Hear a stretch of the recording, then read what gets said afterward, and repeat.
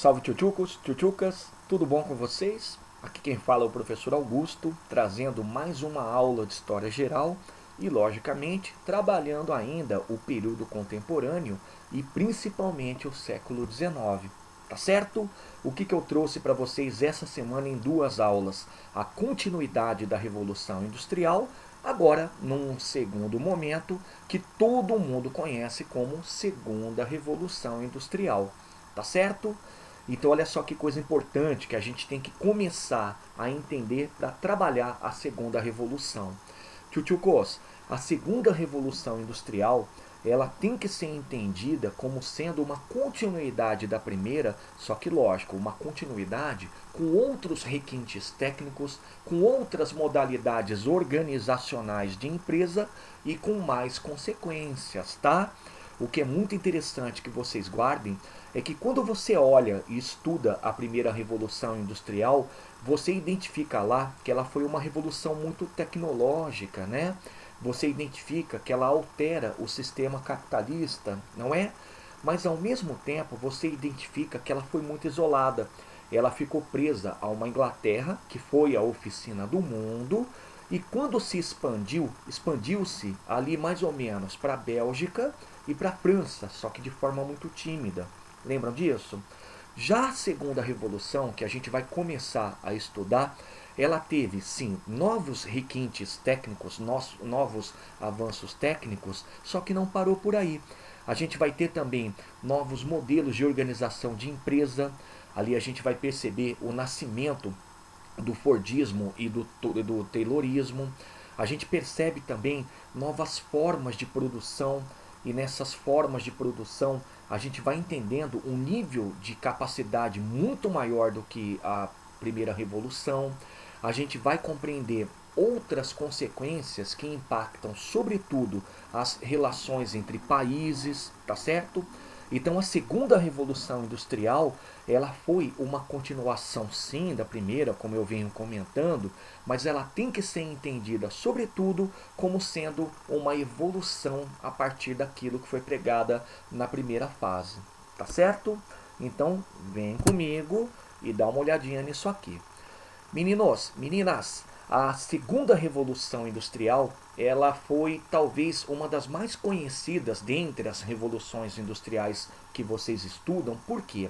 Porque ela marcou firmemente a consolidação dessa nova etapa do capitalismo industrial e ao mesmo tempo uma tentativa de demonstrar que a capacidade de produção ela podia ser muito maior. Qual foi o espaço de tempo? Aconteceu entre meados do século XIX, muito provavelmente a partir de 1860, 70, e se estendeu, tchutchucos, até as vésperas da Primeira Guerra Mundial. A gente pode entender também que foi até um pouquinho depois, mas não passou do contexto da Primeira Guerra Mundial. E o que é muito legal vocês guardarem é que esse período do século XIX e o século XX é o período também de duas outras coisas que a gente ainda vai aprender e vocês já tiveram contato em outras disciplinas, que são o imperialismo e neocolonialismo, é um desdobramento entre as rivalidades econômicas dos países potências dessa época, e uma outra coisa são as ideologias. Tanto é que nós chamamos de ideologias do século XIX, como por exemplo o romantismo, como por exemplo o marxismo, de novo o liberalismo. Então é um período super rico para a gente compreender que o mundo está em transformação, como sempre esteve, né? Mas de uma forma muito mais acelerada. Beleza? Então olha só que coisa interessante. A segunda revolução industrial, ela tem três características que eu vou pedir para vocês já anotarem, para durante as aulas vocês tentarem fazer as conexões. Vamos lá? A primeira característica, ela foi global. Então a gente não pode restringir a revolução industrial a um ou outro país. Você vai pensar que ela aconteceu em vários países, em vários continentes pelo mundo. Por isso ela foi global. Beleza? Segunda característica. A segunda revolução industrial, pessoal, ela foi de avanços. Coloquei um A, tá? Avanços. vocês vão perceber, sim, avanços na tecnologia, avanços na forma de organização de empresa, avanços na forma de produção, tá legal? Então ela foi de avanços, no plural. E por último, pessoal, a segunda revolução industrial, ela inaugura um período chamado de Belle Époque. Tá legal? Eu vou abreviar de novo. Belle Époque. E a Belle Époque vocês trabalham bastante em literatura e em artes. O que foi isso aí? Depois lá na segunda aula eu vou trabalhar um pouco mais. A Belle Époque foi um período de otimismo que aconteceu na Europa e no mundo. Joia? Então, sem mais delongas, vamos trabalhar aquilo que é importante para essa primeira aula. Tchutchukos, a segunda revolução industrial, já lembrando aqui, já comecem a fazer associações, vou dar um exemplo, ela foi global, porque o que a gente destaca é que ela aconteceu em vários locais. E eu separei, dentre esses vários locais, alguns dos principais casos. Olha só. O primeiro caso que a gente tem que destacar, aqui já fazendo uma segunda vez a Revolução Industrial, é a Inglaterra. E a Inglaterra, ela pratica a sua segunda Revolução Industrial exatamente numa era super importante para a história dela, que é a Era Vitoriana. E o que foi a Era Vitoriana? A Era Vitoriana, ela foi um período em que a rainha da Inglaterra era chamada Rainha Vitória, e a Inglaterra era com toda certeza a maior potência mundial. Ela era uma potência não só na economia, mas também na diplomacia, mas também no armamentismo. Bacana? Então a Inglaterra, ela vai fazer essa segunda revolução industrial e a segunda dela exatamente nesse contexto, o contexto da era vitoriana. Mas anotem um detalhe, a Inglaterra vai se especializar nesse momento na siderurgia, tá? A gente vai entender uma Inglaterra que se potencializa na siderurgia e a partir desse momento se torna o maior exemplo daquele momento. Beleza? Segundo caso que a gente destaca, França. E a França, tchutchucos, ela vai fazer toda a sua revolução industrial agora como novidade nessa segunda revolução industrial no contexto do Segundo Império Francês, que eu dei uma comentada quando trabalhei lá aquele finalzinho das revoluções de 1848. O que foi o Segundo Império Francês? O Segundo Império Francês foi o equivalente ao governo de Napoleão III, o Luiz Napoleão, vocês estão lembrando? E nessa época, pessoal, o governo começou a entender que a França, para se tornar potência, ela tinha que sair daquela condição de produtora muito tímida, de produtora ainda muito ligada ao ramo manufatureiro, e aí sim ela começa a desabrochar como grande potência industrial. Tá certo? Uma coisa importante para vocês guardarem, a França vai se destacar bastante na engenharia, tá? E a engenharia, como modelo, a gente pode colocar a Torre Eiffel. Beleza? Vai lá para o próximo caso. Esse é o caso que vocês vão colocar estrela, tchutchucos. Alemanha, que se torna a maior potência em rivalidade com a Inglaterra. E acontece em qual contexto a Revolução Industrial na Alemanha? No contexto da unificação nacional, que a gente ainda vai trabalhar, tá bom?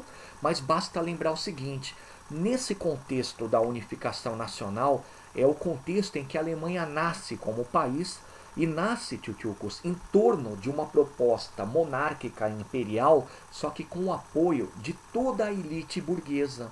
Olha que coisa interessante. A Alemanha, quando se forja, ela acaba se tornando uma potência porque todos os vínculos entre a elite e o governo acabam se reestabelecendo, tá certo? E uma coisa super interessante, a Alemanha, ela se torna potência, passa a rivalizar com a Inglaterra, que era naquele momento a potência mundial, e se torna um problema, porque de certa maneira, a partir da virada do século XIX para o século XX, ela adota uma política diplomática muito agressiva. Beleza? Anotem aí um detalhe da Alemanha quando faz a sua revolução industrial nessa segunda fase. A Alemanha vai se destacar, tchutchucos, em dois ramos, tá? O primeiro ramo é o ramo da petroquímica, famosa dentro da Alemanha, E o segundo ramo é o ramo da energia, beleza? E essas duas áreas combinadas acabam muito engrandecendo a Alemanha como grande exemplo e maior destaque dessa segunda revolução industrial. Bacana? Avança lá. Mais um caso, caso japonês. Caso esse, tchutchucos, que a gente vai trabalhar quando formos comentar sobre o imperialismo e neocolonialismo, que acontece durante um contexto chamado de Era Meiji. O que foi a Era Meiji? A Era Meiji, pessoal, foi uma era de renovação no Japão. Um momento em que quem assume é um imperador chamado Mitsuhito, e ele assume, tchutchucos, costurando alianças com vários países e potencializando a Revolução Industrial. O Japão nessa época, para vocês terem uma ideia, ele abole a servidão. Olha que país antiquado, ele está abolindo a servidão nesse momento, século XIX. E a partir disso começa a criar a verdadeira essência da revolução, como vocês já viram lá na primeira fase, que é a existência do proletariado. O Japão, como a Alemanha, a partir da virada do século XIX para o século XX, também começa a praticar uma política externa muito agressiva, tá? Mas é uma nação que acaba sendo colocada como coadjuvante. Mas vamos lá, destaquem aí um exemplo do Japão quando se fala de segunda revolução industrial. O Japão, tchutchucos, vai se especializar também em, olha que loucura, engenharia, tá? A engenharia japonesa que acaba tendo muita relação, sim, com a produção bélica. Beleza? E o último caso que eu destaquei, antes de falar de um caso à parte, o caso norte-americano, vocês já estudaram.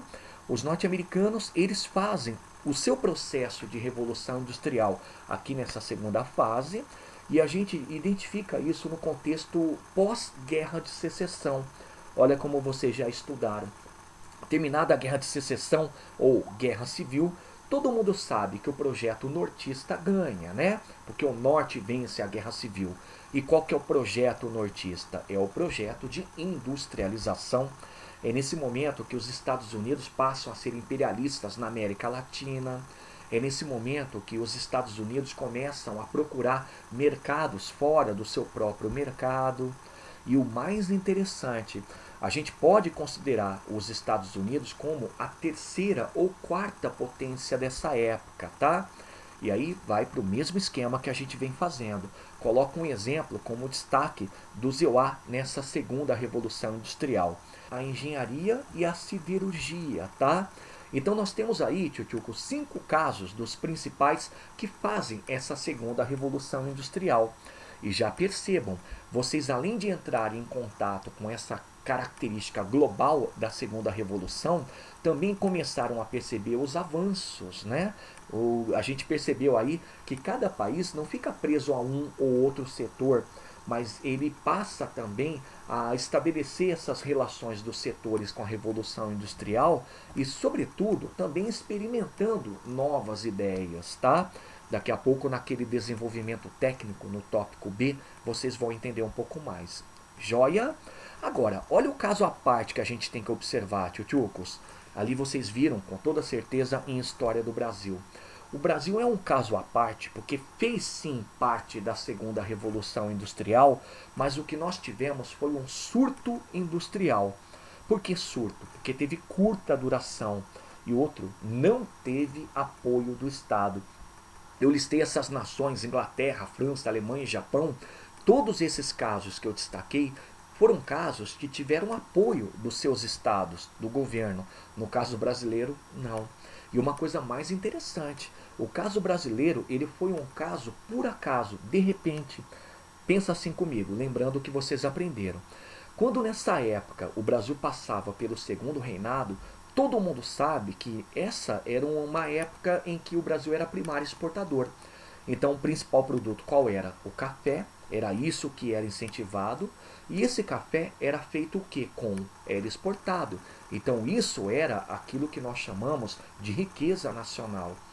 O que acontece é que em 1844, o governo brasileiro, tentando arrecadar mais impostos com produtos importados, vai a nota de rodapé. O Brasil importava muitos produtos, sobretudo da Inglaterra, lançou uma tarifa chamada Tarifa Alves Branco.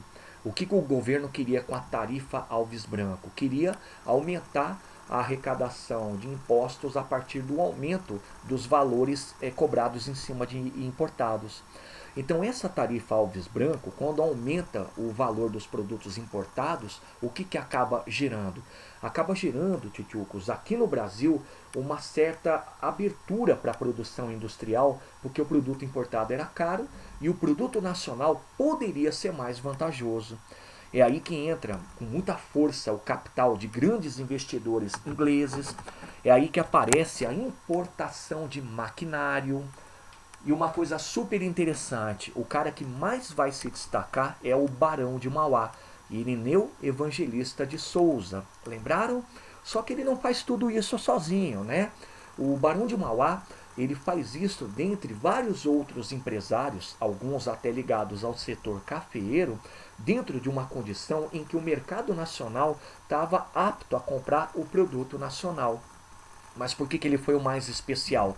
Porque foi o cara que tinha um pensamento múltiplo. Ele não aplicava os seus dinheiros ou os seus recursos numa ou outra área. Ele aplicava em várias. Exemplo, ele foi o cara que aplicou na ferrovia, inclusive fez a primeira ferrovia do Brasil ali no Rio de Janeiro. Ele foi o cara que aplicou na siderurgia, na verdade siderurgia como construção naval, tá? Ele tinha lá a siderúrgica, que fazia a construção de navios que ficava no Pontal da Areia. Esse cara trabalhou também com iluminação pública, investiu dinheiro em comunicação. Primeiro telégrafo Brasil-Europa é um telégrafo financiado por ele. Ele também investiu em casa de ações, em banco, o Banco do Brasil da época. Então, esse cara foi o maior exemplo, o maior empresário. Só que, como eu falei, foi um surto industrial, não se manteve. Porque como não teve apoio do governo e outra oposição dos cafeicultores, dos líderes agrários, acabou fracassando, tá? Então a gente coloca o Brasil como um caso à parte, porque entra na sua época participando da segunda revolução industrial, porém não sustenta. Entenderam? Então, visto isso, tchutchucos, vocês já sabem que a segunda revolução é global. Mas vamos olhar, avançando um pouco mais, o desenvolvimento. Olha lá, desenvolvimento técnico esse que vai ter tudo a ver com os avanços técnicos que eu comentei, né? Olha só que coisa interessante. O primeiro avanço técnico que vocês têm que lembrar é que a segunda revolução industrial trabalhou com outras fontes de energia. Em contraposição à primeira, que era só vapor, as duas outras fontes de energia que a gente tem que destacar são elas, o petróleo e a eletricidade. E olha só os desdobramentos. Com o petróleo nasce o motor a combustão interna, né? E aí a gente tem o maior exemplo que é o diesel. O motor a diesel nasceu nesse momento. Eletricidade, a eletricidade que nasce como aspas, fonte de energia, ela acaba sendo o maior exemplo do avanço naquela época. Por quê? Porque a partir desse momento você começa a ter a luz na tua casa, a luz no espaço público, a eletricidade que alimenta as máquinas. E o exemplo máximo que a gente pode colocar aí é uma empresa chamada Siemens, uma empresa alemã. Empresa essa que passa a ser reconhecida nesse momento como a grande iluminadora. Aí nós temos alguns nomes famosos da eletricidade da época, né? Além do Werner Siemens, vocês têm também o nosso saudoso Tesla. Nós temos também o nosso famoso Thomas Alva Edison. Então tudo isso relacionado a novas fontes de energia e seus desdobramentos demonstram que a segunda revolução industrial ela é de avanços, beleza? Material básico ou metal básico para as máquinas, o aço. E olha que coisa curiosa, o aço, pessoal, é muito melhor do que o ferro, todo mundo sabe, né? Mas nesse momento ele se consolida. É o seguinte, entre a primeira e a segunda revolução industrial já havia se descoberto o aço, só que ele era muito caro de se fabricar, de se confeccionar. Na segunda revolução houve um barateamento com novas técnicas que nascem para a produção do aço, como o processo Bessemer. E o aço passa a ser um símbolo. Ele é utilizado em máquinas, E quando eu falo máquinas, eu falo não só nas máquinas de fábrica, mas as máquinas que vão para as ruas, os automóveis, as máquinas que vão para a estrada de ferro, locomotiva, que ganha mais um espaço nesse momento, as máquinas que vão para os mares, os navios a vapor, os navios que passam também a receber a alimentação por petróleo, tá legal? Então o aço é um metal básico, o material básico das máquinas nesse momento. É um outro avanço técnico, beleza? E o que eu mais gosto de destacar, tchutchucos, quando eu falo de desenvolvimento técnico ou avanços técnicos, são os setores que acabam incorporando essas novidades e, lógico, acabam sendo criados nesse momento. O primeiro setor é o setor da petroquímica. E é muito importante porque quando se fala da petroquímica, fala-se de novos materiais, né? O destaque que a gente tem aí, por exemplo, é o aço, né? Junto à siderurgia. Nós temos a petroquímica também para desenvolver o plástico, beleza? Outro setor, o setor da engenharia. E a engenharia pode ser naval, ela pode ser de construção civil, ela pode ser engenharia bélica. E um exemplo que eu gosto muito de destacar, até destaquei quando falei de França, é a Torre Eiffel. A curiosidade é que a Torre Eiffel ela foi construída para fazer parte de um dos estandes da Feira Internacional de Paris. Só que ficou tão bem feita e era um símbolo de tanta modernidade que acabou sendo perpetuada. Ela tinha que ser desmontada no final da feira, mas não, ela continuou. Outro exemplo de engenharia, os canais. Quais são canais? Calma, canais de navegação, o canal de Suez, o mais famoso, o canal do Panamá, beleza? Mais um setor, o setor da siderurgia, que tem toda a ligação com o aço, faz parte também da melhoria da petroquímica e vice-versa. A siderurgia nessa época, inclusive, tem um grande nome, que é uma empresa alemã chamada Krupp. A empresa Krupp, que dominava inclusive até o processo Bessemer, é uma empresa que tinha apoio de vários setores dentro da Alemanha e exportava para inúmeros países. E olha só que coisa interessante, as indústrias Krupp, elas vão fazer parte de uma nova modalidade de organização de empresas que vocês vão conhecer, que é chamada de holding. Ela começa como trust e vira depois um holding, beleza? E por último, pessoal, um setor super importante para essa época, a química, o setor da química. E a química, ela tem vários desdobramentos. Ela tem desdobramento na medicina, na farmacologia, também na petroquímica, como o nome diz, na siderurgia. E o bacana é que quando você pega só um exemplo da química como desdobramento, que é a medicina e a farmacologia, você começa a perceber que até o homem sobrevive mais, né? A expectativa de vida aumenta com o surgimento de medicamentos, fármacos, né? Com o surgimento de vacinas. Uau! Então vocês perceberam que falar dos setores desse desenvolvimento técnico é falar sim desses avanços técnicos ou avanços da Revolução Industrial aqui na segunda fase e mostrar o quanto ela foi espetacular. Então tá aí. Tchutchucos.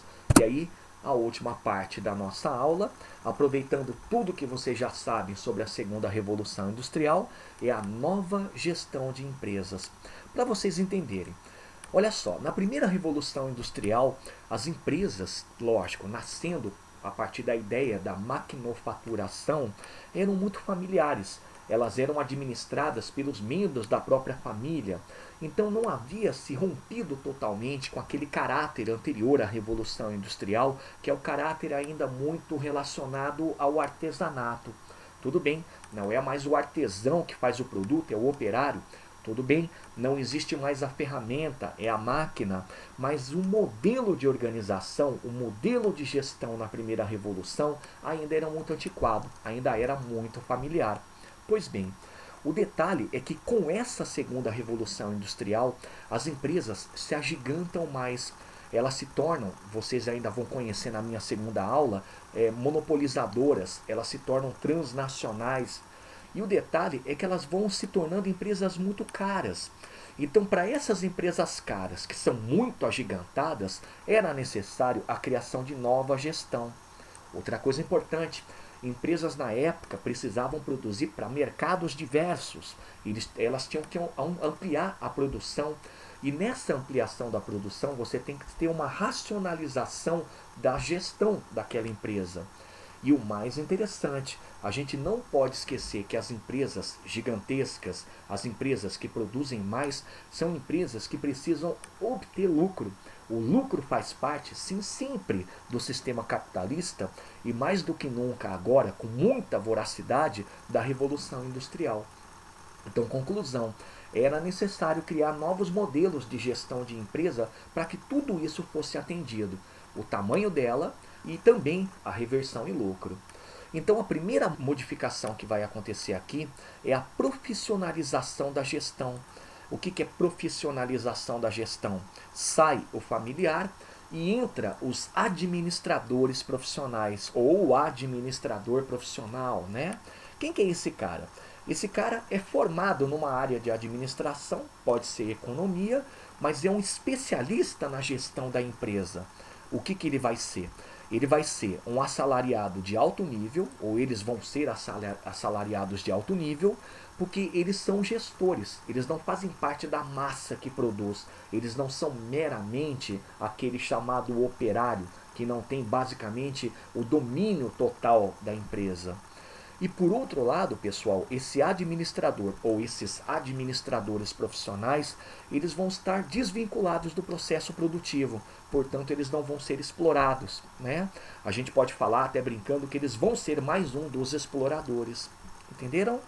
Outra coisa, essa nova gestão de empresas, pessoal, com esses administradores profissionais, começam a se tornar SAs, sociedades anônimas. Por quê? Porque elas passam a receber investimentos diversos, elas passam a ter conexão com o mercado de ações, e grande parte desses administradores profissionais são aqueles que coordenam essas questões. Bacana? Mais um elemento da nova gestão de empresas, que é o que vocês mais conhecem, a otimização da produtividade. É o que eu comentei. As empresas que estão gigantescas nesse momento, elas precisam otimizar a produtividade para os diversos mercados que ela tem. Elas precisam enxugar os gastos, mas tem que ter o lucro, né? Tem que obter o lucro. Então, por essa época, entre o século XIX e XX, mais século XX, vão nascendo novas formas de você otimizar a produção. E dessas, duas acabam se destacando. O Taylorismo, que nasceu na Inglaterra, e o Fordismo, que nasceu nos Estados Unidos. Vamos olhar um e outro bem rapidão? Então vamos lá. O Taylorismo, pessoal, que nasceu a partir de Taylor, que era um estudioso da produção, ele nasce justamente tentando obter essas vantagens para as empresas, como o lucro, o aumento da produção e a diminuição dos gastos, tá? E propõe três coisas. A primeira delas é a divisão de tarefas. E a divisão de tarefas, que já começou lá na primeira Revolução Industrial, agora ela está um pouco mais sofisticada. Nessa divisão de tarefas, pessoal, não era necessário que o operário tivesse conhecimento. Isso é óbvio, né? Só que você faz a divisão sempre num bom ambiente. Tem até uma coisa muito interessante da divisão proposta pelo Taylor, que eram os movimentos muito curtos, né? Movimentos que não impactassem no trabalhador quanto a dores. Bacana? Segunda proposta é a proposta de controle de tempo e método. O Taylor, ele falava que a improvisação, o improviso, era o pior, porque quanto mais você improvisava dentro de uma produção, pior podia ser a produção. Podia dar algum problema, podia atrasar. Então ele falava que tudo tinha que ser muito bem planejado, tinha que ser muito bem testado para se criar um método único e em tempo mais hábil.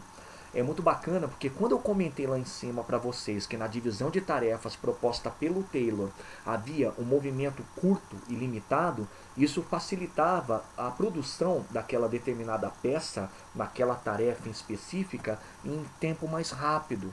Tá legal?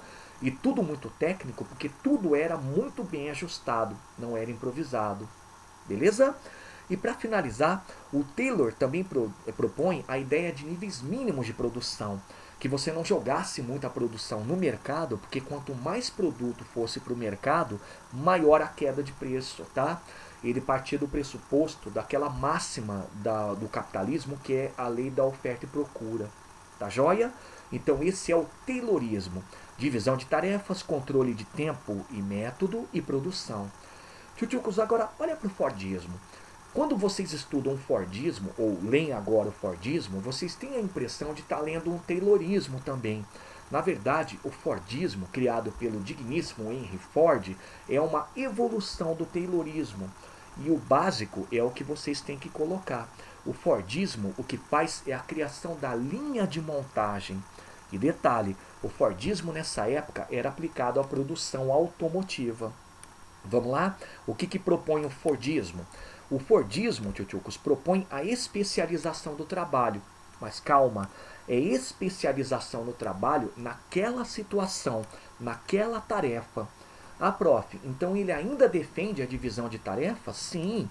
Então na linha de montagem você ainda tem a divisão de tarefas, mas o operário ele vai ser especialista naquela parte, naquela tarefa. Outra coisa interessante, nessa especialização do trabalho você já tem também um controle de tempo e método. Joia? Segundo a proposta do Fordismo, todo mundo vai lembrar a produção padronizada. Tem até uma frase do Ford que exemplifica muito isso. Ele costumava dizer, você pode ter o carro na cor que você quiser, contanto que seja preto. Então há uma produção padronizada, porque quanto mais padronizada fosse, maior o aumento da produção, maior a quantidade. E uma coisa interessante é que o que ele estava propondo aqui na padronização era a produção alta, mas sempre rápida e sempre muito barata. Entenderam? Tchutchucos, e por último, até um desdobramento dessa padronização de produção, porque você produzia demais, é o aumento para consumo, né? É a produção para consumo. Mas o que ele criou de fato, que é muito comum hoje, é a produção em massa, é a massificação. Então todos os produtos são muito iguais, existem em grande quantidade, mas sobretudo a proposta dele é que eram produtos baratos. Tanto é que ele também defendia que o próprio operário das fábricas dele pudesse comprar o automóvel que estava fabricando. Tá certo? Então esse é o Fordismo. O Fordismo que prega a especialização do trabalho. Cuidado, não estou falando que o operário é especialista em tudo, ele é especialista só naquela área, ele continua sendo alienado. Fordismo que propõe padronização da produção e produção para consumo. Tá joia? Então tá aí, tchutchucos, primeira aula sobre a segunda revolução industrial. Vocês já perceberam aquelas duas palavras-chave que eu comentei no início, né? Ela foi global e, olha só que interessante, nunca se esqueçam de avanços. Eu coloquei dois exemplos para vocês, o avanço técnico a partir do desenvolvimento técnico e novas gestões de empresas. Coloquei no singular, porque a nova gestão de empresas como um todo é uma racionalização não só da administração, mas também da produtividade. Tá legal? Então vamos lá para a minha despedida. Tarefas, pessoal. Primeira tarefa para vocês é ler mais sobre esse assunto na apostila, tá? E se possível, tchutchucos, tentem também resgatar o que vocês já aprenderam sobre esse assunto na geografia. Belezinha? Feito isso, vá lá para Praticando, página 641, e resolvam as questões 4 e 5. Beleza? Feito isso, vá lá para Habilidades, página 642, resolvam a questão 3. E para terminar, quando vocês terminarem de fazer todas essas atividades de tarefa, vocês vão fotografá-las e vão me enviar nesse e-mail aqui. Tá joia? Então, bons estudos, aproveitem para aprender um pouco mais, pratiquem bastante e qualquer problema, me procure no WhatsApp. Joia? Então, forte abraço.